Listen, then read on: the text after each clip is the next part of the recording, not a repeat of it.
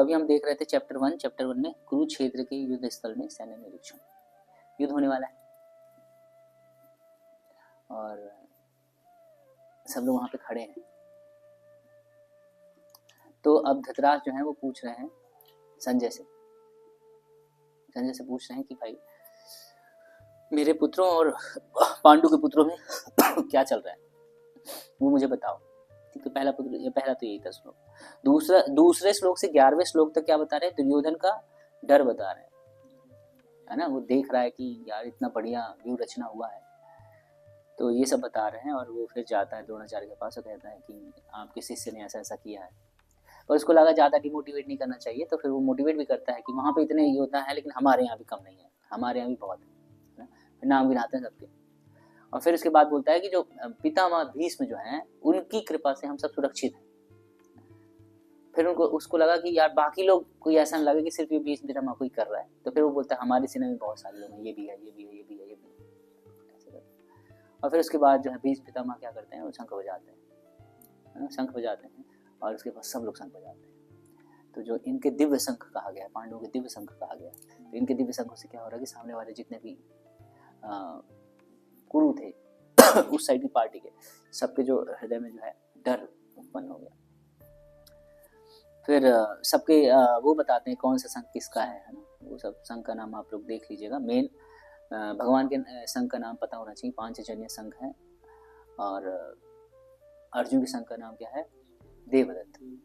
ये 2 शंख भी याद रखने तो बहुत है वैसे। और भीम के शंख का नाम पौंड्र, और युधिष्ठिर के शंख का नाम अनंत विजय, और सहदेव और नकुल के शंख का नाम है सुघोष और मणिपुष्प। ठीक है। फिर उसके बाद अब हम आज देखेंगे अर्जुन। अब अर्जुन कहेंगे भगवान से कि मुझे बीच में ले चलिए, दोनों सेनाओं के बीच में। सेनयोर उभयोर मध्ये रथम स्थापयामि अच्युत।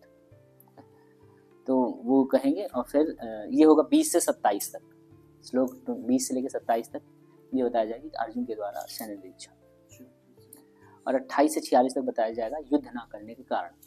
क्योंकि अर्जुन जो है वो शोक में पड़ जाएंगे और बोलेंगे कि मैं युद्ध नहीं करना चाहता हूँ, उसके कारण बताएंगे। ऐसे नहीं कि मन नहीं कर रहा है, ऐसे नहीं बोलेंगे मेरा मन नहीं कर रहा है मैं नहीं करूँगा, नहीं, कारण बताएंगे मैं क्यों नहीं करना चाहता। तो 20 से 25 तक, 20 से 27 तक में बताया अर्जुन के द्वारा सैन्य निरीक्षण। तो उसमें 20 से 25 तक बताया गया है दुर्योधन के समर्थकों को देखने की इच्छा से अर्जुन कृष्ण को कहते हैं कि आप दोनों सेनाओं के बीच में ले चलिए। 26-27 में बाकी सारे संबंधियों को देखते हैं और उनको कंपैशन होता है। फिर 28 से 30 में बताया गया है कि क्यों अर्जुन जो है युद्ध नहीं करना चाहते हैं। उसके इस अध्याय में बेसिकली 4 कारण बताए गए हैं। तो हम लोग अब धीरे धीरे करके देखते हैं। फिर मैं या तो क्लास के आखिरी में या अगले दिन नेक्स्ट क्लास के स्टार्ट में बता दूंगा आप लोगों को। ठीक है, अभी हम प्रभुपाद बुक से पढ़ते हैं।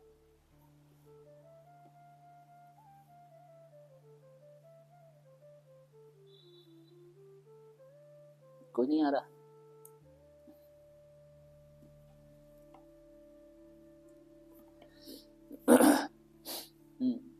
तो अर्जुन थीम क्या है?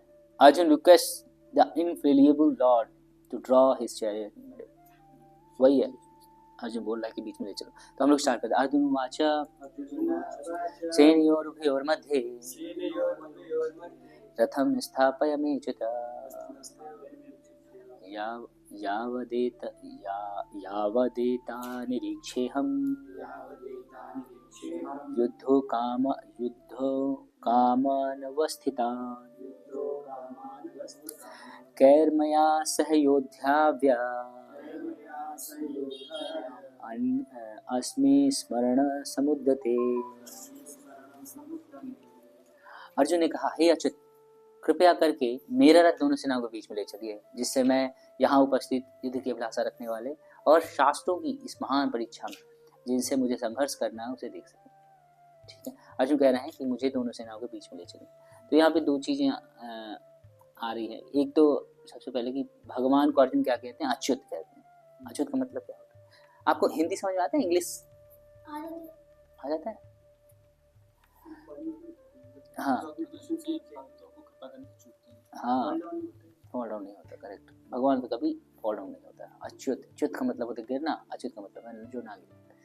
तो भगवान जो है किसी भी पोजीशन से नहीं गिरते हैं। तो यहाँ पे भगवान की भक्त वत्सलता के बारे में बताया गया है, किस प्रकार से भगवान भक्त वत्सल हैं, अपने भक्तों के प्रति कृपा करते हैं किसी भी समय किसी भी स्थिति में। तो कृपा क्या किया है भगवान ने यहाँ पे, तो कृपा ये किया है कि कृपा करके अर्जुन के सारथी बने, है ना, नहीं तो भगवान सारथी क्यों बनेंगे, है ना। तो भगवान ने कृपा किया है कि मैं सारथी बनूंगा, क्योंकि सारथी का काम क्या है, रथ का चलाना। तो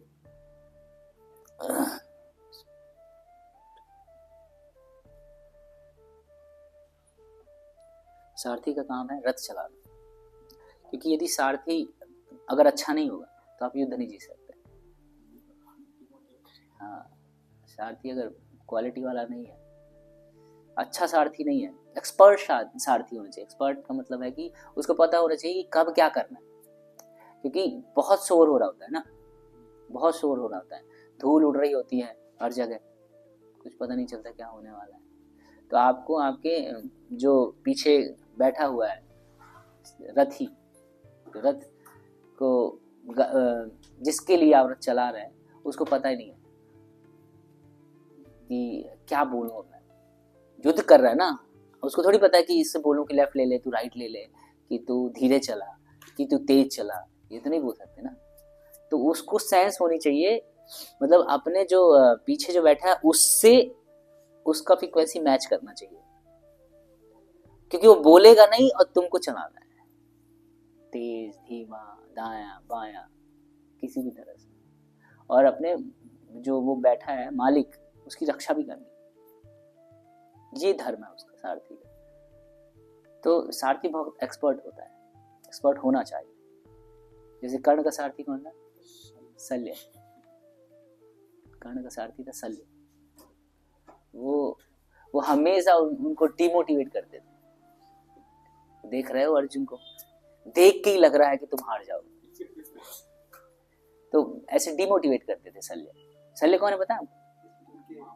हाँ, नकुल सहदेव के मामा थे। तो वो तो चाहते ही नहीं थे आना, लेकिन पहले के टाइम पे सेवा का कितना महत्व होता था कि दुर्योधन ने थोड़ी सी सेवा कर दी थी, इसके कारण उनको उसके पक्ष में लड़ना पड़ गया। अब सोचो भीष्म द्रोण ने तो नमक खाया है ना, लोग कहते हैं कि, लेकिन वो ड्यूटी फॉलो करना बहुत जरूरी है, धर्म। तो भगवान जो है उन्होंने क्या किया, सबसे पहले कि स्वीकार किया उसका सारथी बनना, और भगवान को यहाँ पर ऋषिकेश कहा गया है, इसमें तो नहीं, आगे कहा गया है, आगे डिस्कस करेंगे। यहाँ पे प्रभुपाद बता रहे हैं पर्पट में एक्चुअली ऋषिकेश के बारे में, कि भगवान जो है वो ऋषिकेश है, इंद्रियों के स्वामी। ऋषिकेश का मतलब है इंद्रियों के स्वामी, कि हर परिस्थिति में वे इंद्रियों के स्वामी भगवान श्री ऋषिकेश हैं। भगवान तथा उनके सेवक का संबंध अत्यंत मधुर होता है। भगवान, अब सेवक कुछ भी बोलेगा भगवान करने देते हैं। पहले होता क्या है कि भक्त कुछ भी बोलेगा, मतलब भक्त किसी भी स्थिति में होगा भगवान की सेवा करेगा, उसके जीवन का एक ही लक्ष्य है, भगवान को खुश करना किसी भी तरह, वो है भक्त। और जब ऐसा भक्त जो है भगवान को मिल जाता है, तो फिर भगवान की ड्यूटी बन जाती है उसको सर्व करने की, फिर भगवान सर्व करते हैं, पहले भक्त सर्व करता है, और जब पक जाता है, जब वो उसको मजा आने लगता है, मंच जाता है, तो फिर अब भगवान उसकी सेवा करने लगते हैं। तो यहाँ पे अच्युत भगवान दिखा रहे हैं कि अब मैं अर्जुन की सेवा कर रहा हूँ, सारथी बन गया भगवान। रूपा यहाँ पे ही बता रहे हैं, ठीक है। फिर अगले श्लोक, योत्स्यमानानवीक्षेऽहम् या एतेऽत्र समागता धार्तराष्ट्रस्य दुर्बुद्धे युद्धे प्रियचिकीर्षवः। मुझे उन लोगों को देखने दीजिए जो यहाँ पर धृतराष्ट्र के दुर्बुद्धि पुत्र दुर्योधन को प्रसन्न करने की इच्छा से लड़ने आए हैं। तो प्रभुपाद तात्पर्य बता रहे हैं कि यह सर्वविदित है कि दुर्योधन अपने पिता धृतराष्ट्र की साठगांठ से पापपूर्ण योजना बनाकर पांडवों के राज्य को हड़पना चाहता था। अतः जिस समस्त लोगों ने दुर्योधन का पक्ष ग्रहण किया था वे उसी के समान धर्मा होंगे। अर्जुन युद्ध प्रारंभ होने के पूर्व यह तो जान लेना चाहता था कि कौन कौन आए हैं, किंतु उसके समक्ष समझौता प्रस्तुत करने की कोई योजना नहीं थी। एक्चुअली यहाँ पे जब अर्जुन ने बोला कि बीच में ले चलो, तब तक वो शोक में नहीं आए थे, तब तक वो पूरे युद्ध में थे और उनको पूरा यकीन भी था कि मैं जीत जाऊंगा। क्यों? क्योंकि कृष्ण साथ में, एक बार जीत चुके थे बिना कृष्ण के। नहीं, कहाँ जीते? विराट सब थे, सब ये पूरी सेना थी, पूरी सेना थी। तो अर्जुन को विश्वास था कि भगवान चूंकि उसके साथ है तो जीतेगा ही जीतेगा। तो अर्जुन क्यों बोल रहे हैं कि लेके चलो बीच में? नहीं, कौन कौन आए, कौन कौन उसके पक्ष में है। हाँ नहीं, अर्जुन बीच में इसलिए आए कि वो देखना चाह रहे थे कि कौन कौन लड़ना चाहता है, कैसी सेना है, क्या मनोबल है, कितनी दूर तक मार करने वाले लोग हैं, कौन कौन सी मिसाइल हैं, ये सब देखना चाह रहे हैं। अगर आप देखो, अगर आप युद्ध कर रहे हो तो आपको अपने शत्रु के बारे में पता होना चाहिए, उतना जितना आपको, भले आपकी सेना के बारे में नहीं पता हो, लेकिन शत्रु के बारे में सारा कुछ पता होना चाहिए, तब तो युद्ध करेंगे ना। तो अर्जुन बोले बीच में लेके चलो।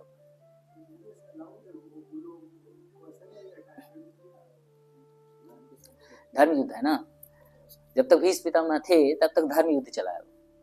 तो ऐसा युद्ध था कि पहले क्या होता था कि युद्ध के बाद जैसे शाम होती थी सब लोग साथ में मिलते थे, बैठते थे, हंसी मजाक होता था, बातचीत होता था, खाना पीना होता था, सब होता था। लेकिन जैसे सुबह होती थी युद्ध स्टार्ट होता था। 10 से 6 का युद्ध था वो, ऑफिस टाइम जो है ना, ऐसा युद्ध। और जैसे ऑफिस खत्म होता था फिर सब एक घर हो जाता था। बीच में मैं बहुत सारे रूल बनाए, जितना तो की बुक श्री भगवान ने कहा मैंने पढ़ा है, तो उसमें वो बता रहे हैं 8-10 प्रकार के रूल बनाए थे कि एक रथी से सिर्फ एक ही युद्ध करेगा, और कोई यदि थक गया है और वो जा रहा है तो उसको कोई नहीं मारेगा। हाँ, और जो शस्त्र वाला है उसी शस्त्र वाले से युद्ध करेगा। कोई गदा लेके आ रहा है, कोई तीर से मार दिया, वो नहीं चलेगा। रथ में कोई है तो रथ से युद्ध करेगा, पैदल कोई है तो पैदल युद्ध करेगा। तो ऐसे बहुत सारे नियम बना रखे थे। और एक बार शंख बज गया तो युद्ध समाप्ति का शंख बज गया तो फिर युद्ध समाप्त हो जाएगा। सूर्य अस्त हुआ, युद्ध समाप्त। अब भले आप कमान में लेके बैठे हो, उसके पास कुछ नहीं है, अगर हाँ छोड़ना पड़ेगा आपको। हुआ भी था, मार ही देते, लेकिन चल जा, इतना ऐसा था युद्ध, इतना था। आपस में द्वेष नहीं था, नहीं, मतलब सिर्फ जो कौरव थे ना 100 लोग और कुछ लोग और, बस उनको दिक्कत थी, बाकी किसी को कोई दिक्कत नहीं, बाकी किसी को दिक्कत नहीं, सब तो अपने किसी को मारना चाहेंगे तो हमें उसको गुस्सा क्रोध द्वेष होना चाहिए तभी हम मारते हैं। तो वहां युद्ध बंद होते, सब दुर्योधन के कारण है।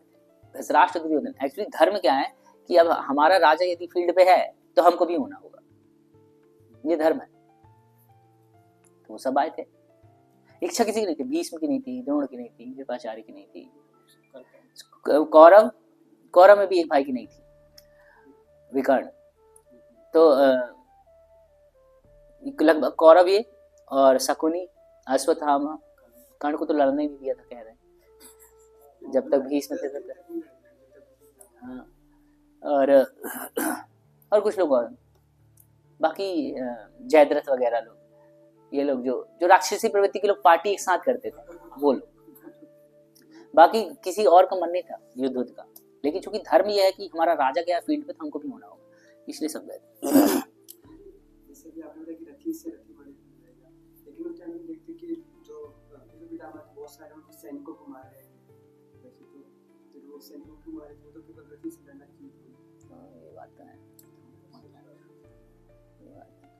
ऐसे अर्जुन का कहते हैं वो भी बाकी सैनिकों को मार, वो आक्रमण करने आएंगे तो क्षत्रिय को तो व्यवहार करना पड़ेगा, ये नहीं पता, सेना आक्रमण करने आएगी, ये नहीं पता मुझे, देखूंगा। ठीक है। संजय उवाच एवं मुक्तो ऋषिकेशो गुणाकेशेन भारत सेनयोरुभयोर्मध्ये स्थापयित्वा रथोत्तमम्। संजय ने कहा, हे भरतवंशी अर्जुन, हे भरतवंशी अर्जुन द्वारा इस प्रकार संबोधित किए जाने पर भगवान कृष्ण ने दोनों दलों के बीच में उस उत्तम रथ को लाकर खड़ा कर दिया। तो यहाँ पे भगवान को बोला गया है ऋषिकेश। ऋषिकेश मतलब मास्टर ऑफ इंद्रियों के स्वामी, मास्टर ऑफ सेंसेस। तो भगवान जो है वो समस्त इंद्रियों के स्वामी हैं। तो यहाँ पे वो अब भगवान की इंद्रियों को नियंत्रित करेंगे। अगर हम अपनी सारी इंद्रियों को भगवान के नियंत्रण में छोड़ देते हैं तो ही हम अपनी इंद्रियों पर विजय प्राप्त कर सकते हैं। क्या है इंद्रियां, क्या क्या है पता है? आँख, कान, नाक, त्वचा, हाँ 11वीं इंद्रिय, हाँ है मनाष्ठान इंद्रियाणि प्रगस्थानि कर सकती। तो मन भी इंद्रिय है, 11वीं इंद्रिय, हाँ नहीं मन। तो यहाँ पे बताया गया है कि बताया भी गया, तात्पर्य में बताया गया कि अर्जुन क्या कह रहे हैं कि अब जो मेरा मन है, ये बोल रहा है ना कि बीच में ले चलो, तो अब मेरे मन को आप गाइड करना क्योंकि अब गड़बड़ होने वाला है। और यहाँ पे गुणाकेश, अर्जुन का एक और नाम है गुणाकेश। गुणाकेश का मतलब क्या है? जो नींद को जीत ले, वो गुणाकेश है। एक और यहाँ पे बताया गया है कि नींद का मतलब होता है अज्ञान, अज्ञान। तो इस अज्ञान को भी जीतेंगे कौन? अर्जुन। अर्जुन ने अज्ञान को भी जीत लिया है। भगवद गीता के ज्ञान से अर्जुन ने अज्ञान को जीत लिया, इसलिए भी अर्जुन का नाम है गुणाकेश। गुणा का मतलब होता है नींद, और एक मतलब होता है ज्ञान। नींद का मतलब होता है ज्ञान। आप देखिएगा माला करते हुए नींद आता है, जो इग्नोरेंस में होता है उसको नींद आता है।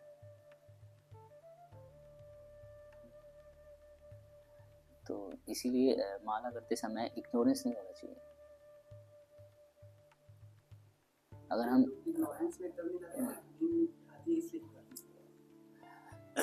नींद क्यों आता है? क्योंकि अज्ञानता है ना। अज्ञानता अगर नहीं होती तो नींद नहीं आती। हम लोग रात में इसीलिए सोते हैं क्योंकि तमोगुण हावी हो जाता है, इग्नोरेंस हावी हो जाता है, इसलिए हमको नींद आती है ना। अगर इग्नोरेंस ना हो तो हमें नींद नहीं आएगी। तो इसीलिए जो भक्त होते हैं भगवान के, उनको नींद का उनको दिक्कत नहीं है। जैसे प्रभुपाद जी को देखो आप, 1 घंटे 2 घंटे सोते थे, तो कैसे, और पूरे एक्टिव भी रहते थे। ऐसा नहीं कि पूरे दिन पड़े हुए हैं, एक्टिव भी रहते थे। कैसे रहते थे? क्योंकि इग्नोरेंस में नहीं है प्रभुपाद। तो इसीलिए गुणाकेश का मतलब होता है कि जिसने अपनी अज्ञानता को भी जीत लिया है ज्ञान के माध्यम से। नहीं कर सकते, पॉसिबल ही नहीं। तो यहाँ पे भगवान को ऋषिकेश बताया गया है कि भगवान ने अर्जुन के मन को समझ लिया है, इसलिए भगवान को ऋषिकेश बताया गया है। तो भगवान क्या करते हैं, वहां पे लेके चले जाते हैं। फिर बोलते हैं भीष्म द्रोण प्रमुखतः सर्वेषां च महीक्षिताम् उवाच पार्थ पश्येतान् संवेतान् कुरुनीति। भीष्म द्रोण तथा विश्व भर के अन्य समस्त राजाओं के सामने भगवान ने कहा, हे पार्थ, यहाँ पर एकत्र सारे गुरुओं को देखो। अब यहाँ पे पार्थ शब्द से संबोधित किया गया है।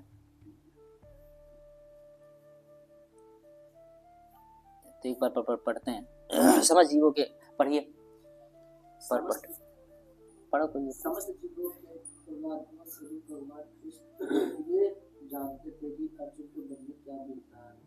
इस प्रसंग में ऋषिकेश शब्द का प्रयोग सूचित करता है कि वे सब कुछ जानते हैं। इस प्रकार पार्थ शब्द अर्थात कुंतक या कुंती पुत्र भी अर्जुन के लिए प्रयुक्त होने के कारण बनते हैं। मित्र के रूप में वे अर्जुन को बता देना चाहते हैं क्योंकि अर्जुन अपने पिता वासुदेव की बहन पृथ्वी का पुत्र प्रथा का पुत्र, इसलिए उन्होंने अर्जुन की साथी बनना स्वीकार किया। किंतु जब उन्हें अर्जुन से कौरवों को देखा कहा तो इससे उसका ये क्या अभिप्राय था? क्या अर्जुन वहीं पर रुककर युद्ध करना नहीं चाहता था? कृष्ण को अपनी बुआ प्रथा के पुत्र से कभी भी ऐसी आशा नहीं थी। इसी प्रकार कृष्ण ने अपने मित्र की मनस्थिति को पूर्व सूचक परिहास बस दी।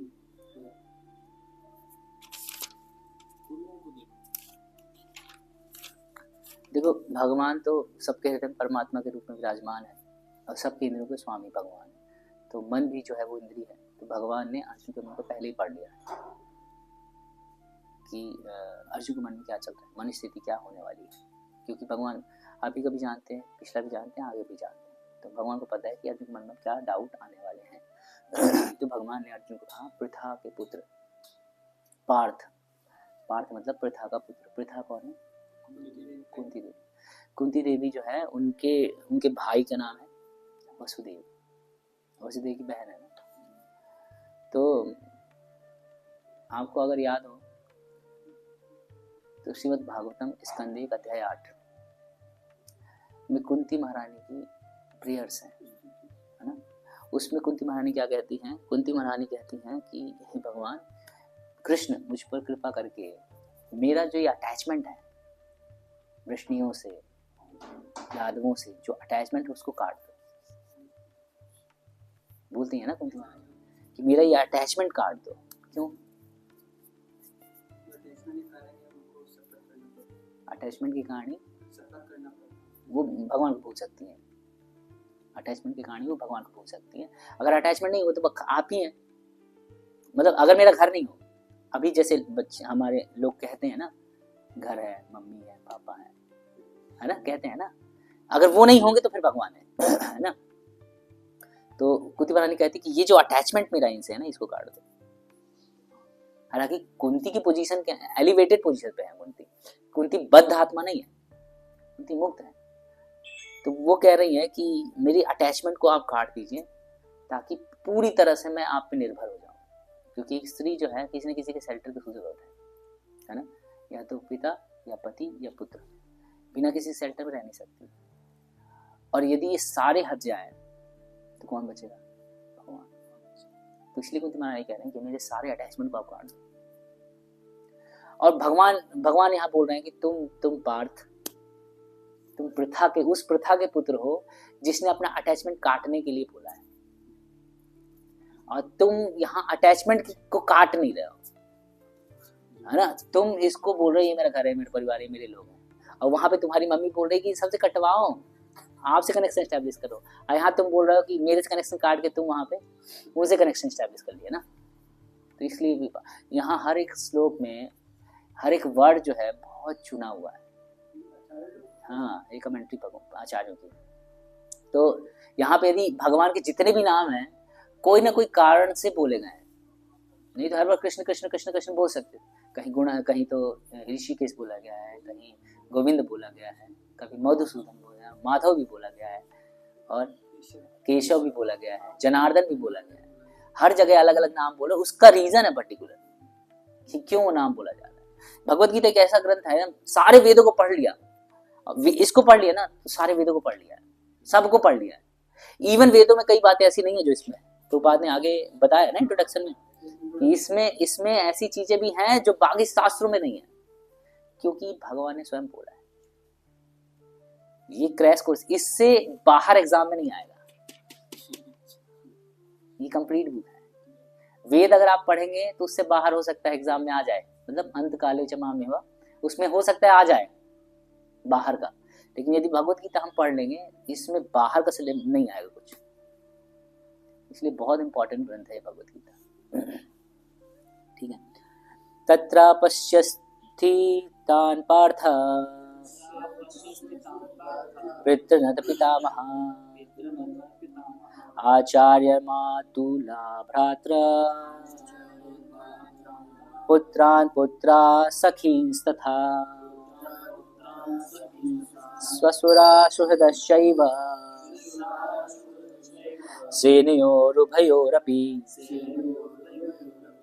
अर्जुन ने वहां पर दोनों पक्षों की सेनाओं के मध्य में अपने चाचा, ताऊ, पितामह, गुरु, मामा, भाई, पुत्र, पौत्र, मित्र, ससुर तथा शुभ चिंतकों को देखा। तो अब सब लोग दिख गए अर्जुन को वहां पे। दोनों सेना, अपनी सेना भी होती है। ससुर तो उनके पक्ष में, किसके पक्ष में? ऐसा तो हम मानते हैं, जैसे मान लो कि हम दोनों अगर भाई हैं और ये मेरे पापा, इसके पापा और एक और पापा है, पापा चाचा बोल दो, तो वो चाचा मेरी साइड से युद्ध करेंगे तो भी तो इनके चाचा रहेंगे, और मेरी साइड से युद्ध करेंगे तो इनके चाचा, इनके साइड से युद्ध करेंगे तो भी मेरे चाचा। रहेंगे ना। तो ये हो सकता है दोनों पक्षों के सेनाओं के मध्य में अपने चाचा ताऊ पितामह सबको देखा। हो सकता है यहाँ भी देखा हो वहाँ भी देखा हो कि खड़े तो दोनों पक्षों के बीच में ही है, लेकिन सामने देख पता नहीं इतना डिटेलिंग तो नहीं किया गया कि इस साइड भी देखा होगा, लेकिन हो सकता है देखा हो, क्योंकि यहाँ जितने नाम आ रहे हैं सब उन्हीं के साइड के हैं। जैसे देखो चाचा ताऊ, यहाँ पे सबसे पहले देखते हैं पितामह। पितामह कौन है? भीष्म। और नहीं, सोमदत्त। ठीक, सोमदत्त मतलब दादाजी की एज के थे उनके। फिर भूरी श्रवण के पिताजी हो गए, पिताजी टाइप के, चाचा ताऊ में आ गए। गुरु में द्रोण कृपाचार्य, भाई में नाम किसका है? भाई दुर्योधन जैसे भाई नहीं, यहाँ युधिष्ठिर दुर्योधन जैसे भाई नहीं आया। नहीं, मेरे को ऐसा लग रहा है, मैं बस स्पेकुलेट कर सकता हूँ। लक्ष्मण, लक्ष्मण कौन है? हाँ, अभिमन्यु नहीं आया, तो मेरे को ऐसा लग रहा है। अश्वत्थामा, अश्वत्थामा क्या है? दोस्त। यहाँ पे भी दोस्त थे लेकिन वहां का, तो मुझे ऐसा लगता है कि अर्जुन सामने देख रहे हैं, मेरे को ऐसा लग रहा है, तो ये होना चाहिए। और शुभ चिंतक में कृतवर्मा। कृतवर्मा कौन है? कृतवर्मा, कृतवर्मा का याद नहीं आ रहा मुझे। ठीक है। तान् समीक्ष्य स कौन्तेयः सर्वान् बन्धूनुवस्थितान् कृपया पर्याविष्टो विषीदन्नीदं ब्रवीत्। जब कुंती पुत्र अर्जुन ने मित्रों तथा संबंधियों की इस विभिन्न श्रेणियों को देखा तो उसके हृदय में क्या हुआ? क्यों हुआ करुणा? तो मैं, उसको पता है कि कृष्ण जो है मेरे बाजू में है तो मैं जीतूंगा, तो इसका मतलब वो मरेंगे, तब ना करुणा से भरेंगे वो, नहीं तो कैसे दया आएगा? मान लो अगर आपको डाउट है तो दया थोड़ी आएगा। आपको अपनी विजय में डाउट है, अगर आपको लग रहा है कि मैं जीत पाऊंगा नहीं जीत पाऊंगा, तो आप करुणा नहीं आएगा आपके अंदर। लेकिन चूंकि भगवान है और उसको पूरा यकीन है कि मैं जीतूंगा, तो मतलब वो मर जाएंगे, तो इसलिए वो करुणा से अभिभूत हो, मतलब उनको दया आई।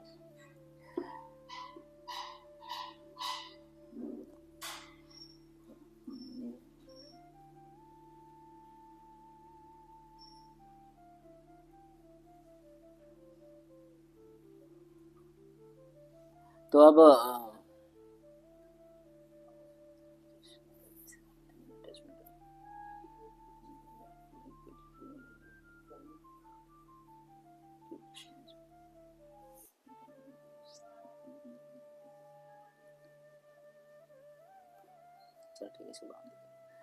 तो अब अर्जुन के जो है आर्गुमेंट आएंगे अब से पूरे अध्याय में। अर्जुन के आर्गुमेंट आने वाले हैं कि क्यों युद्ध नहीं करना है।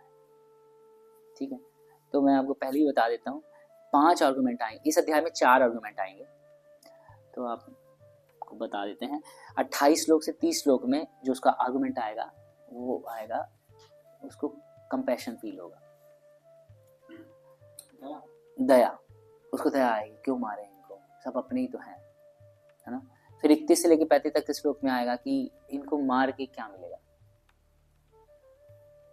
क्योंकि फिर उसको आगे डिस्कस करेंगे कि मतलब मेरा आनंद चला जाएगा, इनको मार के क्या मिलेगा, सुख नहीं मिलेगा, क्यों नहीं मिलेगा बताऊंगा। फिर दूसरा क्या है, 36 से लेकर 38 तक में बताया गया है कि मुझे पाप लगेगा। फिर 37 से लेकर 43 तक में बताया गया है कि जो वर्ण संकर हो जाएगा, तो हम उसको डिटेल में देखते हैं यहाँ पे। अर्जुन वाचा दृष्ट्वा दृष्टेमं स्वजनं कृष्ण युयुत्सुं समुपस्थितं सीदन्ति मम गात्राणि मुखं च परिशुष्यति। दृष्टेमं स्वजनं कृष्ण युयुत्सुं समुपस्थितं सीदन्ति मम गात्राणि मुखं च परिशुष्यति दृष्ट्वेमं स्वजनं कृष्ण युयुत्सुं समुपस्थितं सीदन्ति मम गात्राणि मुखं च परिशुष्यति।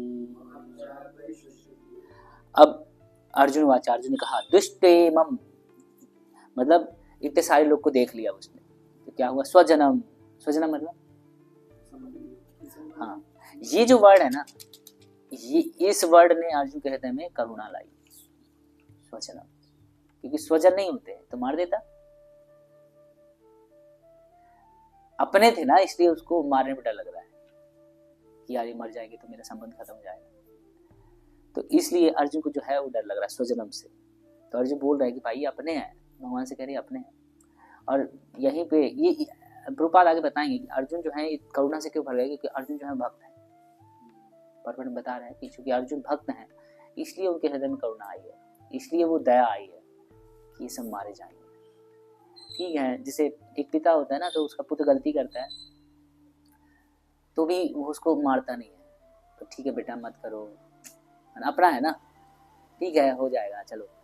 जैसे कई बार बच्चे भी थप्पड़ मार देते हैं बाप को, छोटे छोटे बच्चे हाथ घुमाते हुए, नहीं खेल खेल में, तो पिताजी थोड़ी बोलते कि अब मारा कैसे, सिखाऊंगा तुझे, अभी नहीं सिखाते नहीं है ना, क्योंकि बहुत अफेक्शन होता है तो वो भी अच्छा लगता है, वो ठीक है चलो। अब अर्जुन कहते हैं वही लग रहा है कि यार चलो ठीक है ले लो ना, क्या फर्क पड़ता है। यहीं पे धृतराष्ट्र की मेंटालिटी उल्टा है। ये अर्जुन आगे आगे बताएंगे कि सब ले लो, सिर्फ पृथ्वी लोग नहीं, तीनों लोक का राज भी मुझे मिल जाए तो नहीं चाहिए, है ना। ये पृथ्वी की क्या बात कर रहे हो कृष्ण, तीनों लोगों का राज भी मुझे नहीं चाहिए। और धृतराष्ट्र क्या कर रहा है, 5 गांव नहीं देना चाह रहा है, और वो बोल रहा माम का पांडवश्चैव, है ना, डिफरेंशिएट कर रहा है ना। यहाँ स्वजनम बोला जा रहा है, अर्जुन स्वजन बोल रहा है, स्वजन मतलब मेरे अपने लोग, और धृतराष्ट्र क्या बोल रहा है, मेरे और उनके पराये, है ना। तो ये अर्जुन जो है भक्त है भगवान के। यस, हाँ तो भगवान ने डाला ना, भगवान ने डाला, हाँ?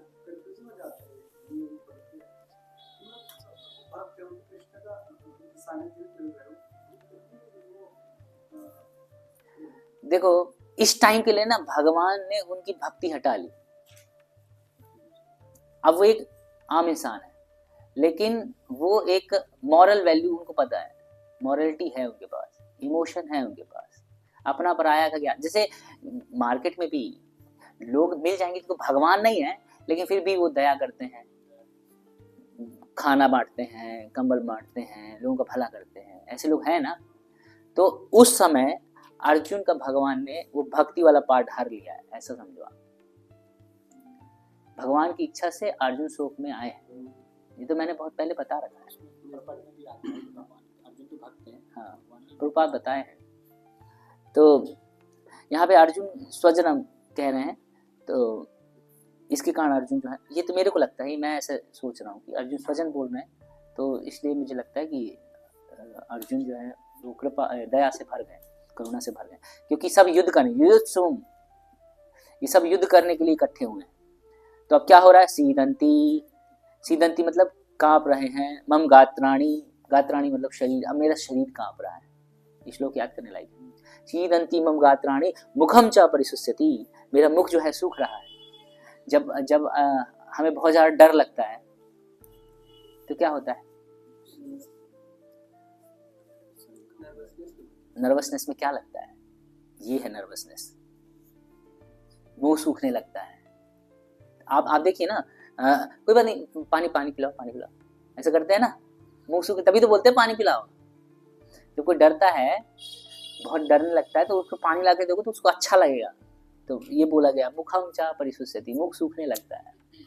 और सीदंती मम गात्राणी, डर लगता है तो ऐसे करते हैं ना, ठंड में नहीं, जब डर लगता है तो जैसे मान लो सांप आएगा यहाँ से, तो डर लगेगा ना, तो वो है डर लगता है, तो ये दोनों चीजें होती है।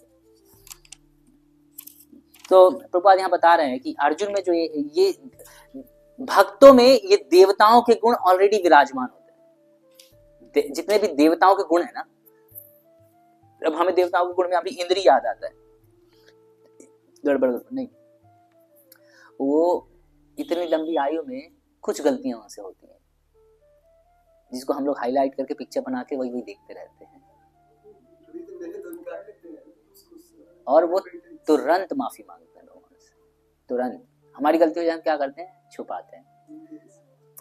हो गई ना एक बार, अब ठीक है, मतलब अभी आप एक्सेप्ट नहीं किए उसको पूरी तरह से, आपके हृदय में गिल्ट नहीं है, लेकिन देवताओं के हृदय में तुरंत गिल्ट आता है। कुछ गड़बड़ किया है, तुरंत उनको लगेगा गड़बड़ हो गया और तुरंत माफी मांगा। इनको को देखो, आप जितनी बार भी गलती की है उतनी बार दंडवत प्रणाम मारे, कहीं भी देख लो आप। उसी जगह भी भगवान को सोचते कि हमेशा गलती करते रहते हैं, भगवान का अपोजिट रहते हैं। कौन? इंद्र के निकल कर वो नेगेटिव वाला वो, हाँ, वो बस कुछ स्टोरी ऐसी हैं, बाकी की स्टोरी तो हमने देखी नहीं, सही बात है ना। स्टोरी से और देखो जितनी भी गलती करते हैं भगवान पक्ष ले रहे हैं, है ना। आप देखिए जब वो उनका वर्णन होता है वहां पे श्रीमद् भागवतम में, जब पृथु महाराज के साथ जो लड़ाई होता है, इंद्र का लड़ाई नहीं होता है, मतलब चोरी होती है, हाँ, ब्राह्मण बन के आ जाते हैं, तो भगवान कहते हैं कोई बात नहीं, ब्रह्मा जी पहले बोलते हैं कोई बात नहीं, फिर इंद्र को लेके खुद आते हैं, चलो इंद्र आता है, माफ कर दीजिए, फिर दंडवत प्रणाम करता है, पैर में गिर जाता है। आप श्रीमद् भागवतम 4th स्कंद में देखेंगे ना, फोटो बना हुआ है, पैर में गिर जाता है। हाँ, तो देवताओं में एक खासियत यही होती है कि वो जो है हमेशा अपनी गलती स्वीकार कर लेते हैं। तो देवताओं में जितने, मतलब देवता मतलब कुल अच्छे गुणों वाले लोग, तो जितने देवताओं में गुण है ना, भक्त में उसको बिना करे मिलेगा। अगर कोई भक्त हो गया ना तो ये सारे गुण ऑटोमेटिक आ जाएंगे। अब इसका श्लोक जो है प्रभुपाद जी देते हैं, यस्यास्ति भक्ति भगवत अकिंचना सर्वै गुणै तत्र समासते सुरा हराव भक्तस्य कुतो महत्गुणा मनोरथेन सती धावतो भई।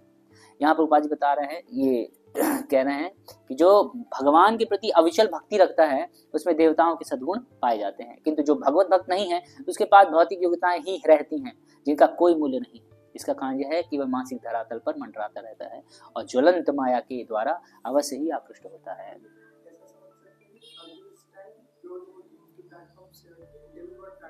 नहीं, तो वो तब भी भक्त हैं, वो अब शोक में आके भगवान की सेवा कर रहे हैं।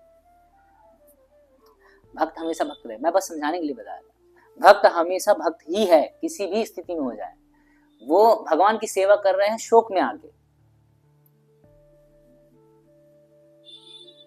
ठीक है। फिर अगला श्लोक भी अच्छा है, वे पथुश्च शरीरे में रोम हर्षस्य जायते गांडीवं संस्त्रसते हस्ता त्वक्चैव परिदह्यते। इंग्लिश वाले में एक बार देखिए कि गांडीवम के बाद वाला जो है वो शब्द, उसमें क्या लिखा है, श्रमसते,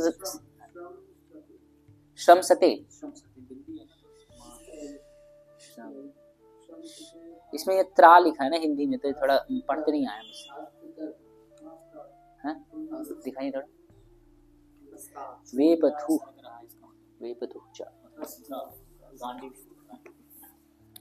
वो तो ठीक है, श्रमसते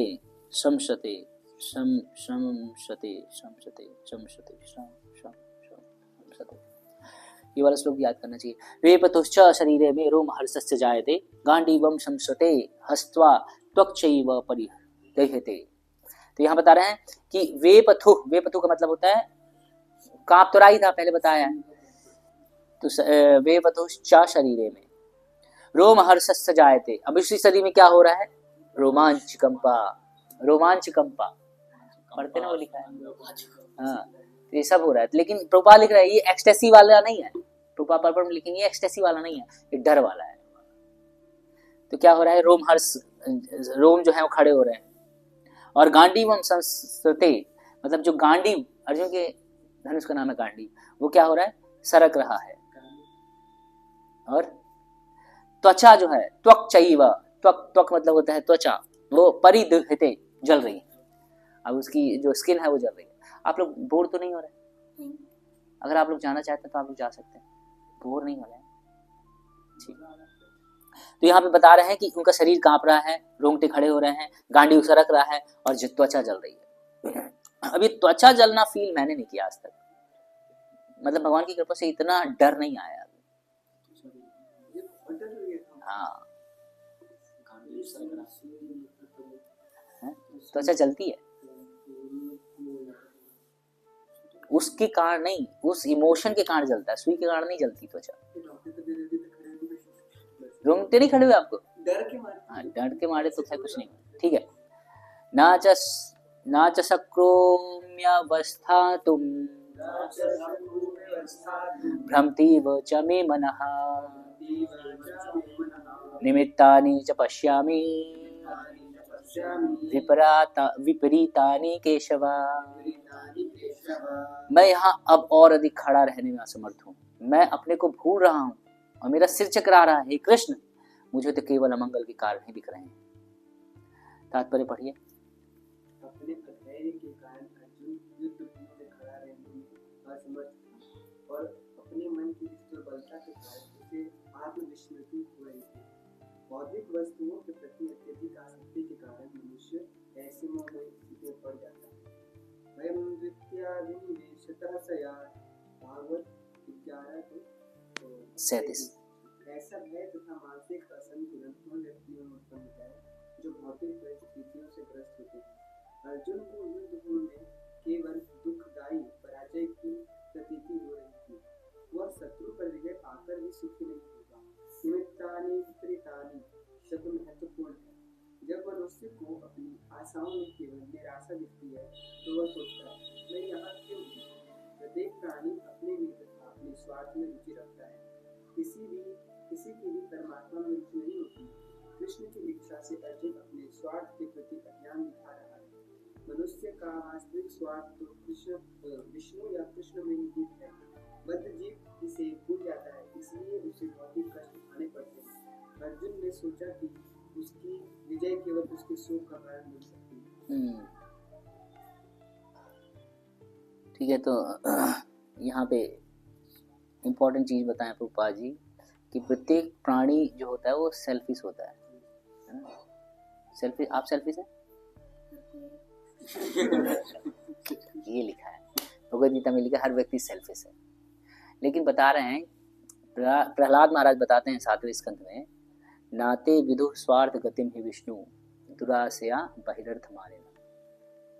मतलब बता रहे हैं प्रहलाद महाराज कि नाते विदु स्वार्थ गतिम ही विष्णु, कि ये लोग नहीं जानते हैं अपने स्वार्थ को। मतलब हम लोग अपने स्वार्थ को नहीं जानते और फिर स्वार्थी हैं, इग्नोरेंट है। लेकिन वो कह रहे हैं कि हमारा असली स्वार्थ क्या है? स्वार्थ गति भी विष्णु। तो हम अपने स्वार्थ को नहीं जानते हैं, विष्णु को, तो क्या करते हैं? दुराशया बहिरर्थ मानिना। बहिरर्थ मानिना का मतलब है कि अब वो क्या कर रहे हैं, जो इंटरेस्ट है अपना, अर्थ इंटरेस्ट जो है वो कहीं और शो कर रहे हैं। जी गड़बड़ है। स्वार्थी रहना गड़बड़ नहीं है, लेकिन अपने पहले स्वार्थ को समझना चाहिए। अभी हम लोग स्वार्थी हैं शरीर के लेवल पे, हमें स्वार्थी होना होगा आत्मा के लेवल पे, तो सब ठीक हो जाएगा। क्योंकि जब अभी शरीर की प्यास है तो पानी लगता है हमें, है ना? लेकिन जब आत्मा की प्यास होगी तो हमें भगवान चाहिए होगा। तो असली स्वार्थ क्या है? विष्णु। तो वे 7वें स्कंद के मेरे ख्याल से 7वें स्कंद में 5वां अध्याय 3रा श्लोक ऐसा कुछ है, उसके अगले वाले श्लोक में इसका सोल्यूशन बता रहे हैं। इसका सोल्यूशन पता क्या है? कि किस प्रकार से अपने असली स्वार्थ को पहचान पाएगा। इसके बाद प्रहलाद महाराज बताते हैं कि अगर असली स्वार्थ पहचानना है तो हमें जो महत्पाद जो सीखा, हमें जो भगवान के शुद्ध भक्त हैं उनके चरण कमलों की धूली को अपने सिर पे धारण करना है। नहीं, इसमें नहीं है, वो दूसरा श्लोक। तो उसमें क्या करना है? हमें शुद्ध भक्तों के चरण कमलों की धूली को अपने मस्तक में धारण करना है। शुद्ध भक्तों के चरण कमलों की धूली को मस्तक में धारण करने का मतलब क्या है? मैं बहुत सुना था कि ब्रह्मा जी बोलते हैं कि मायापुर में मिलता है धूल, समझ गए? चरण धूल नहीं समझते? मतलब यहाँ पर भी और कॉन्टेक्स्ट बताना चाह रहे हैं कि चरण धूली धूल को चरण धूली बोले। चरण धूल को चरण धूली बोलेंगे, किसको बोलेंगे? तो शुद्ध भक्तों के चरणों के नीचे जो धूल आ जाती है, उस धूल को अपने मस्तक में धारण करना है। दूसरा इसका प्रैक्टिकल अर्थ ये है कि वो मिट्टी नहीं लगाने नहीं, मतलब वो भी अच्छा है, वो भी अच्छा है, वो मतलब उसको भी उतनी ही रिस्पेक्ट करनी। लेकिन यहाँ पे मेन मतलब ये है कि जो अपने प्रभुपाद परपट में बताते हैं कि अपने गुरु के आदेश का अक्षर से पालन करना ही महाजनों के चरण कमलों की धूल को मस्तक में लगाने जैसा है। तो जो आदेश मिलता है ना, उसका पालन करने से क्या होगा?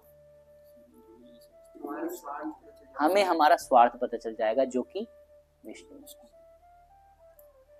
ठीक है, ये बहुत जरूरी है। ना च श्रेयोनुपश्यामि हत्वा स्वजनमाहवे ना कांक्षे विजयं कृष्ण ना च राज्यं सुखानि च। हे कृष्ण, इस युद्ध में अपने ही स्वजनों का वध करने से ना तो मुझे कोई अच्छाई दिखती है, ना मैं उससे किसी प्रकार की विजय, राज्य या सुख की इच्छा रखता हूँ। वही है कि स्वार्थ पता नहीं। प्रभुपाद परपट बता रहे हैं कि उसको स्वार्थ पता नहीं। और दूसरा प्रभुपाद बता रहे हैं कि पढ़ो पढ़ो पढ़ो, अच्छा परपट है। जाने बिना कि मनुष्य का स्वार्थ इसमें या पुष्प में है। सारे बुद्धिजीवी सारे संबंधों के प्रति ये सोचकर आकर्षित होते हैं कि ऐसी परिस्थिति में प्रसन्न रहेंगे। ऐसी देहात्म बुद्धि के कारण व भौतिक सुखों के कारण को भी भूल जाते हैं। अर्जुन को क्षत्रिय का नैतिक धर्म भी भूल गया था। कहा जाता है कि दो प्रकार के मनुष्य परम शक्तिशाली तथा जाज्वल्यमान मंडल में प्रवेश करने के योग्य होते हैं। ये है, एक तो क्षत्रिय जो कृष्ण की आज्ञा से युद्ध में मरता है, तथा दूसरा सन्यासी जो आध्यात्मिक अनुशीलन में लगा रहता है। अर्जुन अपने शत्रुओं को भी मारने में विमुख हो रहा है। अपने संबंधियों की बात तो छोड़ दे, वह सोचता है कि स्वजनों को मारने से उसे जीवन में सुख नहीं मिलेगा, अतः वह लड़ने के लिए इच्छुक नहीं है। जिस प्रकार की भूख न लगने पर भोजन बनाने को तैयार नहीं होता, उसने तो वन जाने का निश्चय कर लिया था, जहां वह एकांत में निराशापूर्ण जीवन काट सके। किंतु क्षत्रिय होने के नाते उसे अपने जीवन निर्वाह के लिए राज्य चाहिए, क्योंकि क्षत्रिय कोई अन्य कार्य नहीं कर सकता। किंतु अर्जुन के पास राज्य कहाँ है? उसके लिए तो राज्य प्राप्त करने का एकमात्र अवसर है कि वह अपने बंधु बांधवों से लड़कर अपने पिता के राज्य का उत्तराधिकार प्राप्त करे, जिसे वह करना नहीं चाह रहा था। इसलिए वह अपने को जंगल में एकांतवास करके निराशा का एकांत जीवन बिताने के योग्य समझता था। वो इसलिए कि अर्जुन का धर्म नहीं है, वो भीख मांग रहा है। तो जिस व्यक्ति का स्वभाव नहीं है और वो अपने स्वभाव से दूसरे स्वभाव की ओर कूदता है, वो व्यक्ति क्या होता है? पाखंडी होता है। वो फॉलो नहीं कर पाएगा। अब अर्जुन गया जंगल में रहा और क्या कर रहा है कि भिक्षा मांग रहा है, पा रहा है। अब मान लो किसी ने बोला, हे इतना अच्छा शरीर रखा है, भीख मांग रहा है, जा कुछ कर ले। अगर ऐसा बोला और अर्जुन का छत्री जाग गया तो वहीं उसको क्या करेगा? पटक देगा, वहीं मार डालेगा उसको। छत्री है ना। तो भगवान बोले कि तुमसे ये, इसको बोलते हैं कौन सा वैराग्य? फल्गु वैराग्य करने का कोई जरूरत नहीं है। तुम अपनी नियत ड्यूटी करो। एक्चुअली अर्जुन के माध्यम से भगवान कृष्ण हम लोगों को बताना चाह रहे हैं कि अपनी ड्यूटी परफॉर्म करो अच्छे से। ये जो लाल कपड़े पहन के घूमते रहते हैं, देखो हरिद्वार वगैरह में, है ना, बीड़ी गांजा फूकते रहते हैं और कुछ भी खाते रहते हैं, अवैध संबंध भी बनाते रहते हैं और सैफरॉन पहने हुए हैं। ऐसे लोगों के लिए भगवान कह रहे हैं कि डू योर ड्यूटी केयरफुली। अपनी ड्यूटी को बहुत अच्छे से करो, वो जरूरी है। ये फल्गु वैराग्य नहीं चाहिए। भगवान कहते हैं स्टेप बाय स्टेप आगे बढ़ो, स्टेप बाय स्टेप आगे बढ़ो, है ना। ऐसे काम नहीं चलता। भगवान ने इसीलिए बताया धर्म अर्थ काम मोक्ष बताया है ना। तो भगवान को नहीं पता यार कि ये काम गलत है, बताते ही नहीं, शुरू से ही हटा के रखते ना काम। क्यों दिया? इसलिए दिया अगर अगर मान लो काम नहीं देते और उसकी इच्छा है, धर्म युद्ध भगवान कहते हैं ना कि भगवत गीता में भगवान आगे बताएंगे कि धर्म अविरुद्धो कामो अस्मि। भगवान कहते हैं कि धर्म अविरुद्ध जो किया गया काम है वो मैं हूं, मतलब धर्म युक्त जो किया जाता है ना काम, वो मैं हूं, भगवान कह रहे हैं। तो भगवान अगर ये नहीं देते और लोगों के पास तो है, तो क्या करते? धर्म ही छोड़ देते हैं। तो भगवान ने क्या किया कि चलो ठीक है ये लो करो, लेकिन लिमिट में करो, है ना, इसलिए दिया। हाँ, तो इसीलिए हमेशा भगवान जो बता रहे हैं यहाँ पे ड्यूटी बता रहे हैं कि ड्यूटी परफॉर्म करो अपनी, तुम्हारी ड्यूटी अभी छत्री की है। कब अनाउंस कब करना पड़ेगा? जब वो मैच्योर हो जाए भक्ति में। उम्र से मैच्योरिटी नहीं आती है, भक्ति की मैच्योरिटी कैसे आती है? भक्ति करते करते आएगी, है ना। ऐसा नहीं कि मैं 10 साल से भक्ति कर रहा हूँ तो आ जाएगी, ऐसा नहीं है। भक्ति की मैच्योरिटी और पकने लगी, और अध्ययन और उसी जो शास्त्र में पढ़ रहे हैं उसको फॉलो करना, उसी तरह सर्व करना, लोगों को उसी तरह जोड़ना, उनको भी अपने जैसे सेवा में लगाना। ये जब करते रहेंगे तो एक बार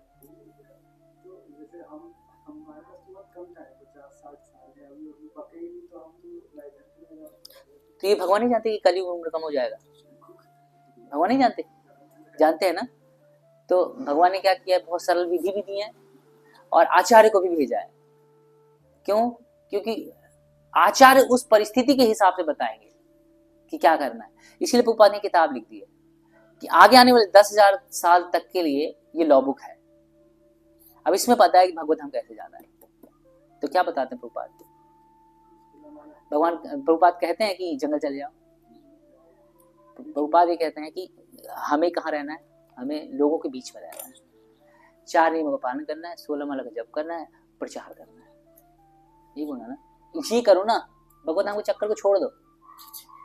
बिना गुरु की कृपा हम वैसे नहीं जा सकते, अपने एफर्ट से हम भगवत धाम नहीं जा सकते हैं। कितना % चाहिए कृपा?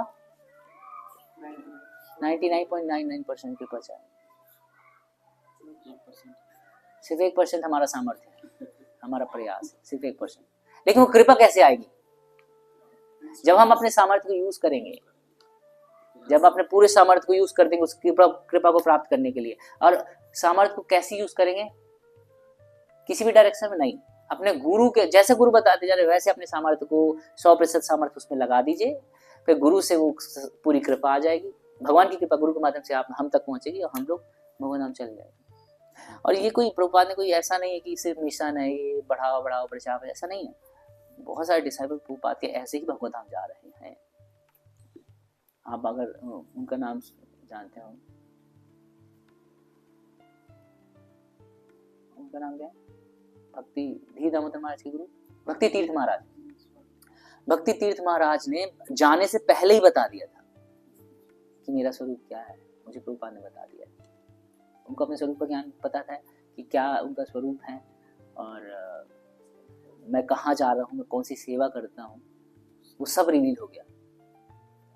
तो दिव्य ज्ञान हृदय प्रकाशित है, दिव्य ज्ञान हृदय में प्रकाशित हो जाएगा।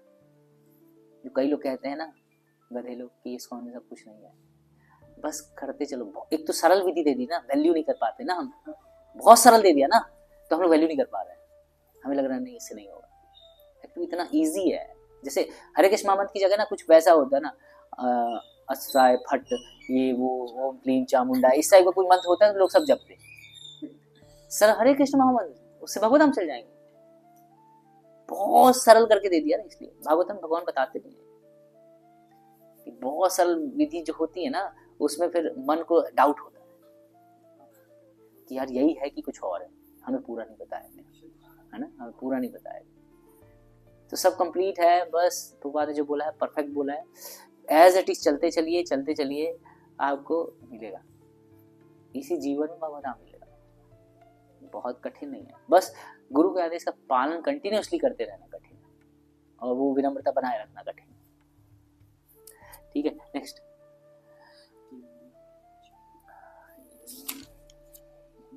समय भी हो गया है, ये हो क्यों नहीं पाता है हमारा? हाँ, वो भी जरूरी है ना। करे क्या ये वाला श्लोक? कर लेते हैं। किम नो राज्येन गोविंद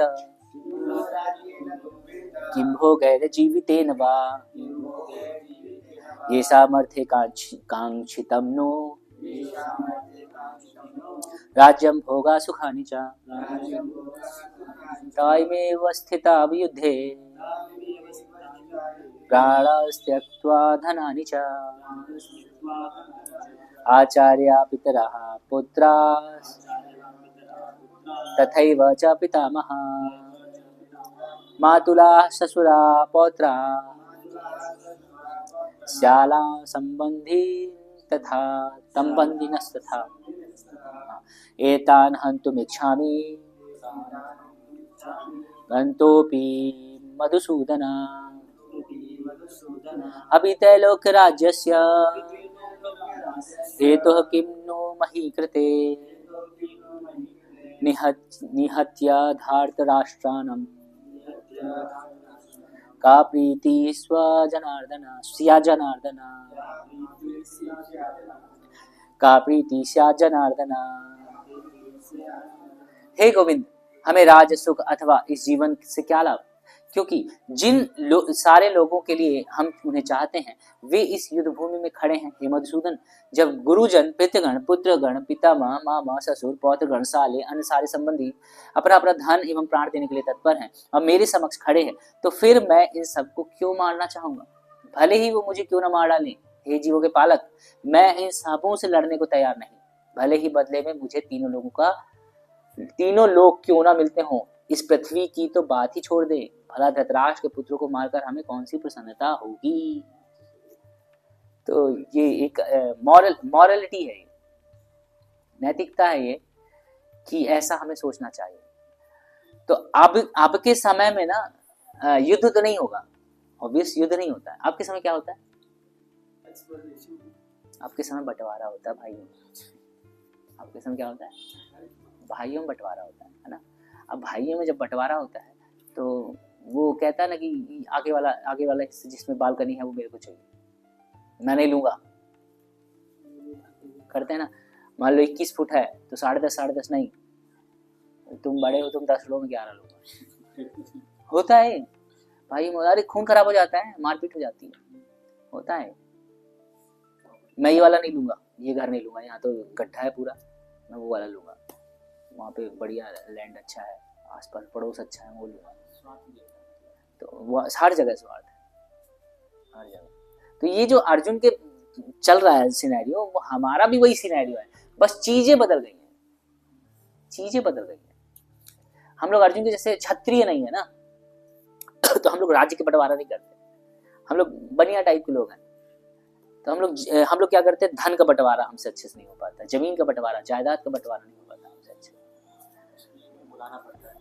हाँ, हम मानते नहीं। मैं खुद ही सोच रहा था, जब ये पढ़ रहा था ना, खुद ही सोच रहा था। एक बार मैं सोच रहा था कि मेरे चाचा जी, हम लोग का अभी एक ही वो है ना, तो मैं सोच रहा था कि हम चाचा जी घर इस साइड बना हुआ है और हमारा घर इस साइड बना हुआ है, लेकिन गवर्नमेंट की जो नाली है ना वो ऐसे जा रही थी चाचा जी के साइड से। तो वो क्या कर रही है, जमीन तो ले ही रही है ना नीचे का, मतलब बहुत बड़ा है वो, हमारा एरिया बहुत बड़ा है, तो वहां से जा रहा था। तो मैंने सोचा यार हम लोग यहाँ पे लेंगे। मैं ये पढ़ते पढ़ते सोच रहा था कि मैं अपने भाई से बोलता हम लोग इस साइड लेंगे। एक ये है कि मेरे चाचा जी का इस साइड बना हुआ है, तो उनको सामने ही चाहिए, ऑब्वियस है ना। तो हम लोग का यहाँ है तो हम लोग यहाँ पे लेंगे, ये ऑब्वियस है। लेकिन मेरे मन में ये ऑब्वियस चीज नहीं चल रही थी, मेरे मन में चल रहा था कि इस साइड गड्ढा है नाली वाली में, इससे नहीं इस साइड लेंगे। इसको पढ़ने के बाद समझ में आया यार हम भी तो यही कर रहे हैं, दुर्योधन मेंटेलिटी तो है हमारी भी, अच्छा चीज हमको चाहिए, ये हमारा। जबकि हमें क्या, हमें हमारे भाग्य में जो है वो ही मिलना है, वही। अगर आपके भाग्य में गड्ढे वाला है तो ले लो ना, उसी खांडव प्रस्थ को आप क्या करोगे, इंद्रप्रस्थ बना लो, यदि भाग्य में होगा। पांडवों ने किया ना, खांडव प्रस्थ को इंद्रप्रस्थ बना लिया। तो अगर हमारे को कम मिला है तो भी उसको स्वीकार कर लो। अगर आपके भाग्य में होगा तो वही ग्रो कर जाएगा, और भाग्य में नहीं होगा तो अच्छा वाला चीज भी ना खराब हो जाए, पता चला वहां पे धन निकल आया नीचे। हमारे यहाँ बहुत होता है, जमीन में धन मिल जाता है, तो वो हो सकता है। तो भाग्य की बात है ना अपने। तो ये हमें समझना होगा कि ये चीजें ना हमारे भाग्य से, हमें छोटा घर मिल रहा है, हमें फ्लैट मिल रहा है, हमें छोटा सा जमीन टुकड़ा मिल रहा है, वो सब हमारे भाग, हम पुराने जन्मों से लेके आए। ये जब मैं कुछ नहीं कमाया, पुराने जन्मों से लेके आए हैं। तो जितना लिखा है उतना ही मिलेगा ना, उससे ज्यादा तो मिलेगा नहीं। तो इसीलिए जब ऐसी बातें आती हैं परिवार में ना, तो थोड़ा दिल बड़ा कर देना चाहिए। ठीक है, अब हमेशा बड़ा रहना चाहिए दिल, ऐसा नहीं देते टाइम तो बड़ा हो गया अब छोटा हो गया फिर लड़ाई हो रही है, ऐसा नहीं होना चाहिए। दिल बड़ा रखना चाहिए थोड़ा। मतलब इसका मैं ये नहीं बोल रहा हूँ सेंटिमेंटल हो जाना चाहिए, बोले बोले भाई तू सब ले ले, मैं तो रेंट पे रहूंगा, मेरे भाग में होगा तो रेंट में मिल जाएगा, ये नहीं सोचना। क्योंकि इतना अर्जुन यही सोच रहा है, अर्जुन यही सोच रहा है मैं रेंट पे रहूंगा। तो भगवान कह रहे हैं जंप नहीं करना, जंप नहीं करना, अभी ग्रस्त हो, सोच समझ के चलो। तुम छत्री हो, बिना युद्ध के तुम नहीं रह पाओगे, बिना शासन के नहीं रह पाओगे। तो हम लोग कई बार सोचते हैं ना यार पूरा ब्रह्मचारी बन जाते हैं, है ना, इसीलिए। तो अभी अभी अभी हम उस लेवल पे नहीं है, तो हम क्या करेंगे, कांड करेंगे। हाँ कांड करेंगे। अब जैसे मान लो हम बेस में आ गए, अब बेस से भाग रहे हैं ना, 3 दिन घर 3 दिन बेस चल रहा है ना, इसका मतलब कि अभी वो स्थिति नहीं आई है। भगवान ने तो थोड़ा सा चॉकलेट दिया है अभी नौकरी का, मंदिर में आ गए, कोई बड़ा सा हैम्पर मिला, फिर इसीलिए पहले हमें ऐसी पोजीशन में आना चाहिए, मेंटली स्टेबल होना चाहिए, उसके बाद ये चीजें सोचनी चाहिए। हाँ अर्जुन का भी छोटे ही है। फिर अर्जुन यहाँ पे बता रहे हैं कि अगर ये सारे लोग मर गए तो सुख भी कैसे मिलेगा। बोले मान लो आप लोग कोई नहीं है तो मैं सुख कैसे भोगूंगा। सुख के लिए तो चाहिए ना, लोग चाहिए ना, ताकि लोग बोले यार, जैसे मान लो मैं गाड़ी लेके आया, आप लोग बोल रहे अरे प्रभु जी क्या गाड़ी है यार मस्त, तो मेरे को अच्छा लगेगा ना। अब मान लो कोई है ही नहीं, कोई बोल ही नहीं रहा अच्छी गाड़ी है, तो गाड़ी भी मेरे को दुख देने लगेगी। तो अर्जुन इसलिए बोल रहा है कि सुख कैसे मिलेगा जब सब मर जाएंगे। तो हम 5 पांडव रहेंगे तो हम तो जंगल में भी रह रहे थे, किस बात का सुख, सुख क्यों मिलेगा, नहीं मिलेगा ना, लोग होने चाहिए। अर्जुन इसलिए बोल रहा है नहीं मारना, मार के क्या सुख मिलने वाला है, कोई सुख नहीं मिलेगा। तो पापा पर नहीं बताते, ठीक है। और यहाँ पे बता रहे हैं भागवत भक्त दुष्टों से भी प्रतिशोध नहीं लेना चाहता। ये मैं पढ़ता हूँ। भगवान का असली भक्त होने के कारण अर्जुन अपने अत्याचारी बंधु बांधवों से प्रतिशोध नहीं लेना चाहता है, किंतु यह तो भगवान की योजना थी कि सबका वध हो। भगवत भक्त दुष्टों से प्रतिशोध नहीं लेना चाहते, किंतु भगवान दुष्टों द्वारा भक्त के उत्पीड़न को सहन नहीं कर सकते। भगवान किसी व्यक्ति को अपनी इच्छा से क्षमा कर सकते हैं, किंतु यदि कोई उनके भक्तों को हानि पहुंचाता है तो वे उसे क्षमा नहीं करते। इसलिए भगवान उन दुराचारियों का वध करने के लिए उद्यत थे, यद्यपि अर्जुन उन्हें क्षमा करना चाहते। आप समझ में आया, अर्जुन माफ करना चाहते, भगवान क्यों नहीं माफ करना चाह रहे हैं, क्योंकि उनका भक्त के प्रति अपराध हुआ है, स्पेशली द्रौपदी, इसलिए भगवान उनको नहीं माफ करना चाहते। पांडव भी हैं, स्पेशली द्रौपदी। तो इसीलिए भगवान बोलते युद्ध करो और इन आतताई को वध करो, क्योंकि अब आगे आएगा ये सब, ये बातें आगे आएगी। आतताई कौन है,